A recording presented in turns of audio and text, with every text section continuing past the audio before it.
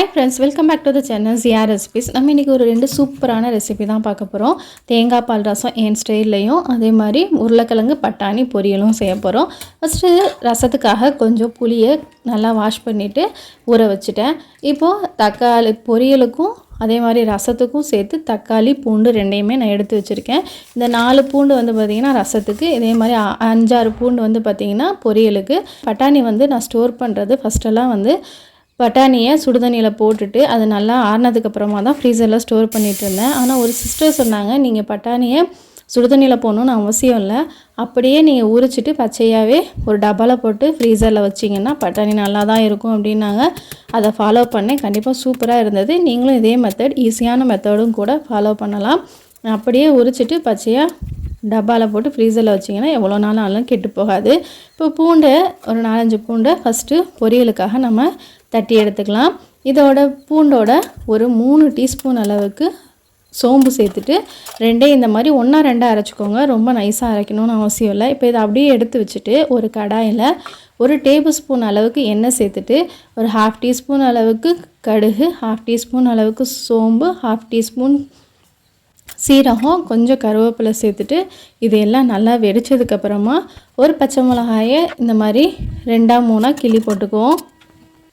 அதுக்கப்புறம் நம்ம 1-2 அரைச்சி வச்சுருக்க பூண்டு சோம்பு ரெண்டையும் சேர்த்துட்டு ஒரு 2 நிமிஷம் லோ ஃப்ளேமில் ஃப்ரை பண்ணிக்குவோம். அந்த பச்சை வாசனை போகிற அளவுக்கு இதை வதக்கிட்டு அதுக்கப்புறமா ஒரு 1/2 டீஸ்பூன் அளவுக்கு பெருங்காயத்தூள் சேர்த்துக்கலாம். அதே மாதிரி 1 டீஸ்பூன் அளவுக்கு மிளகாய்த்தூள், 1 டீஸ்பூன் அளவுக்கு மல்லித்தூள், 1/2 டீஸ்பூன் அளவுக்கு மஞ்சள் தூள், 1/4 டீஸ்பூன் சீரகத்தூள் எல்லாம் சேர்த்துட்டு ஒரு 2 நிமிஷம் அதே மாதிரி லோ ஃப்ளேமில் வதக்கிட்டு ஒரே ஒரு தக்காளி, நல்ல பழுத்த தக்காளியை எடுத்து அதை 1-2 கட் பண்ணி போட்டுட்டு அதோட கொஞ்சம் தண்ணி ஊற்றி அந்த தக்காளி வேகிறதுக்காக லைட்டாக தண்ணி தெளிச்சிட்டு கொஞ்சம் 1/2 டீஸ்பூன் அளவுக்கு உப்பு சேர்த்து இந்த தக்காளி எல்லாம் நல்லா வேகட்டும். அதை அப்படியே மூடி வச்சுட்டு நம்ம உருளைக்கிழங்கு கட் பண்ணிடுவோம். நான் ஒரே ஒரு பெரிய உருளைக்கிழங்கு எடுத்திருக்கேன். அது நல்லா தோல் சீவிட்டு எல்லாத்தையும் சின்ன சின்ன பீஸாக இந்த மாதிரி கட் பண்ணிக்கோங்க. இல்லை உங்களுக்கு பெரிய பெரிய பீஸாக வேணும்னாலும் நீங்கள் பெரிய பெரிய பீஸாக போட்டுக்கலாம். இப்போ இது கட் பண்ணுறதுக்குள்ளே பார்த்தீங்கன்னா நம்ம தக்காளியெல்லாம் நல்லா வெந்துருச்சு. அதுக்கப்புறம் ஒரு கிளறிட்டு நம்ம எடுத்து வச்சுருக்க கட் பண்ணி வச்சுருக்க உருளைக்கிழங்கு, நம்ம எடுத்து வச்சுருக்க பட்டாணி ரெண்டையும் சேர்த்து இதையும் ஒரு 2 நிமிஷம் லோ ஃப்ளேம்லேயே கிளறிக்குவோம்.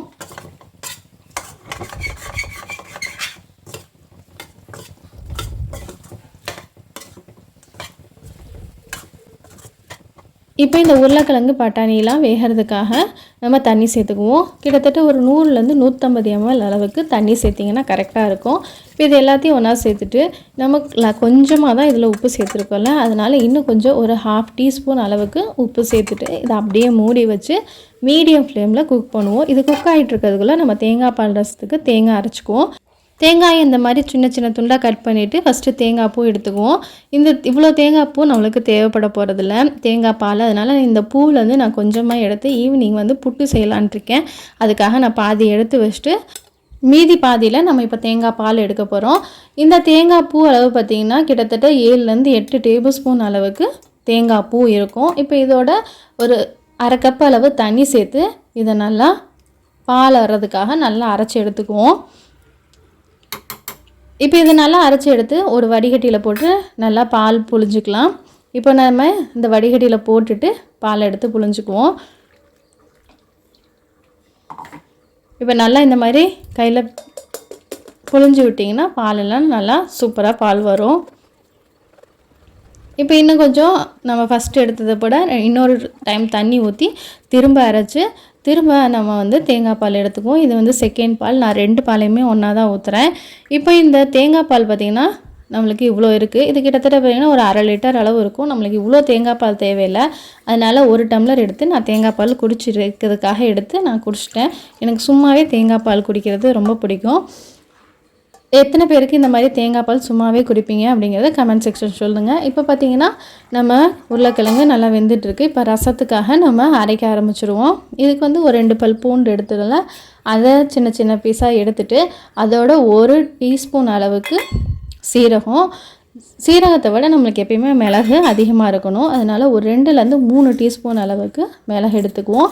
இதோட 2 மீடியம் சைஸ் தக்காளியை 1 2 சாப் பண்ணி நம்ம இதோட சேர்த்துக்குவோம். இது எல்லாத்தையும் நல்லா ஒன்றா அரைச்சி எடுக்கணும். நீங்கள் தக்காளியை இந்த மாதிரி ஒன்றா போட்டு அரைக்காமல் கையில் கூட பிசைஞ்சு போடலாம். அதுவும் நல்லா தான் இருக்கும். அரைக்கிறத வந்து ஃபுல்லாக நல்லா அரைச்சிடாமல் இந்த மாதிரி 1 2 அரைக்கணும். ரொம்ப நல்லா நைஸாக அரைச்சிட்டோன்னா நம்மளுக்கு மிளகோட கசப்பு வந்துடும். இப்போ இதை அரைச்சதை அப்படியே வச்சுட்டு ஒரு கடாயில் 1 டீஸ்பூன் அளவுக்கு எண்ணெய் சேர்த்துட்டு 1/2 டீஸ்பூன் அளவு கடுகு, 1/2 டீஸ்பூன் சீரகம், கொஞ்சம் கருவேப்பிலை, ஒரு காஞ்ச மிளகா 1 வந்து பிச்சு போட்டுட்டு அதோட ஒரு 1/4 டீஸ்பூன் அளவுக்கு பெருங்காயத்தூள், 1/4 டீஸ்பூன் மஞ்சத்தூள் சேர்த்து இது எல்லாத்தையும் லோ ஃப்ளேமில் லைட்டாக 1 நிமிஷம் வதக்கிட்டு நம்ம அரைச்சி வச்சுருக்க பூண்டு, தக்காளி எல்லாத்தையும் சேர்த்து இதையும் லோ ஃப்ளேமில் ஒரே 1 நிமிஷம், ரொம்ப வதக்கணுன்னா நம்ம மிளகோட கசப்பு வர ஆரம்பிச்சிடும். அதனால் ரொம்ப வதக்கக்கூடாது. லைட்டாக இந்த மாதிரி மிக்ஸ் பண்ணிவிட்டு அதுக்கப்புறம் நம்ம ஊற வச்சுருந்தோம்ல அந்த புளியை நல்லா கரைத்து சேர்த்துக்குவோம். புளி தண்ணி வந்து நீங்கள் உங்கள் புளிப்புக்கு தகுந்த மாதிரி சேர்த்துக்கலாம். நான் வந்து ஒரு கிட்டத்தட்ட 200 ml அளவு புளி தண்ணி சேர்த்துருக்கேன். அதோட நம்ம ரசத்துக்கு கூட்டுற மாதிரி 2 கப் அளவு தண்ணி சேர்த்துக்குவோம். இப்போ இது லோ ஃப்ளேமில் வச்சு கொஞ்சம் கொதிக்கிற மாதிரி வரட்டும். இப்போ ரசத்துக்கு தேவையான அளவு உப்பு 1 டேபிள் ஸ்பூன் அளவுக்கு உப்பு சேர்த்துக்குவோம். இது ரொம்ப லோ ஃப்ளேமில் வச்சு கொதிக்கக்கூடாது. கொஞ்சம் நுர வர வரையும் இதை அப்படியே விட்டுருவோம். இப்போ இடையில பார்த்திங்கன்னா நம்ம உருளைக்கிழங்குல தண்ணிலாம் வற்றிருச்சு. இன்னும் கொஞ்சம் வந்து நம்ம உருளைக்கிழங்குலாம் சுண்டி வரணும். அதனால் ஒரு தடவை நல்லா மிக்ஸ் பண்ணிவிட்டு இப்போ வந்து ஃப்ளேமை வந்து நல்லா லோவாக்கிடணும். இதுவரையும் பார்த்திங்கன்னா நம்ம மீடியம் ஃப்ளேமில், அதாவது நடுத்தரமான தீயில் வச்சுருந்தோம். இப்போ வந்து தீயை ஃபுல்லாக குறைச்சிட்டு லோ ஃப்ளேமில் ஒரு 2 நிமிஷம் விட்டிங்கன்னா இந்த மாதிரி எல்லாம் தண்ணியெல்லாம் வற்றி கிழங்கும் சூப்பராக வெந்திருக்கும். இப்போது உங்களுக்கு உப்பை செக் பண்ணிவிட்டு தேவையான இப்போ ஒரு கொஞ்சோண்டு உப்பு சேர்த்துக்கலாம். ஆனால் எனக்கு நல்லாவே உப்பு இருந்தனால நான் அதோட விட்டுட்டேன். அவ்வளோதான், நம்மளுக்கு உருளைக்கிழங்கு பொரியல் ரெடி ஆகிடுச்சு. இதை அப்படியே எடுத்துகிட்டு கொஞ்சமாக மல்லித்தழை தூவி மிக்ஸ் பண்ணி நம்ம மூடி வச்சிட வேண்டியதுதான். இப்போ சூப்பரான உருளைக்கிழங்கு நம்ம ரசத்துக்கு சூப்பரான காம்பினேஷன் ரெடி ஆகிடுச்சு. இப்போ இதை அப்படியே மூடி வச்சுருவோம். இப்போ ரசத்துக்கு பார்த்திங்கன்னா நம்ம லோ ஃப்ளேமில் வச்சுருக்கோம்ல, அது வந்து இப்போ பாருங்கள் இந்த மாதிரி நுர நிறையா வர ஆரம்பிச்சிச்சு. ரசம் எப்பயுமே வந்து கொதிக்கக்கூடாது. நம்ம நார்மல் ரசம் வச்சாலும் சரி, ரசம் வந்து கொதிக்கக்கூடாது. நார்மல் ரசம்னா நம்ம இந்த ஸ்டேஜில் விட்டுட்டோம்னா அதுதான் நார்மல் ரசம். இப்போ வந்து நம்ம அடுப்பை ஆஃப் பண்ணிவிட்டு அதுக்கப்புறம் தான் தேங்காய் பால் சேர்த்தணும். தேங்காய் பால் சேர்த்திட்டு அடுப்பை ஃபஸ்ட்டே ஆஃப் பண்ணிவிட்டு அதுக்கப்புறம் தேங்காய் பால் சேர்த்துங்க. தேங்காய் பால் சேர்த்துனதுக்கப்புறம் அடுப்பை ஆஃப் பண்ணிங்கன்னா தேங்காய் பால் வந்து திரிய ஆரம்பிச்சிடும். இப்போது எல்லாத்தையும் ஒன்றா நல்லா மிக்ஸ் பண்ணிட்டோன்னா சூப்பராக தேங்காய் பால் ரசம் ரெடி ஆகிடும். இதோட மேலே கொஞ்சமாக மல்லித்தழை தூவிக்கலாம். தேங்காய் பால் ரசத்தை வந்து திரும்ப நம்மளால் சூடு பண்ண முடியாது. இது 1 டைம் தான் யூஸ் பண்ண முடியும். இந்த ரசத்தை திரும்ப சூடு பண்ணிங்கன்னா தேங்காய் பால் திரிஞ்சிடும். அதனால் திரும்ப சூடு பண்ணக்கூடாது. என்னோடய ஸ்டைலில் தேங்காய் பால் ரசமும் உருளைக்கிழங்கு பொரியலும் ரெடி ஆயிடுச்சு. நீங்களும் ட்ரை பண்ணி பார்த்துட்டு உங்களோட ஃபீட்பேக்கை கமெண்ட் செக்ஷனில் சொல்லுங்கள். உங்கள் எல்லோரும் இன்னொரு இன்ட்ரெஸ்டிங்கான வீடியோவில் சந்திக்கிறேன். Take care, bye bye.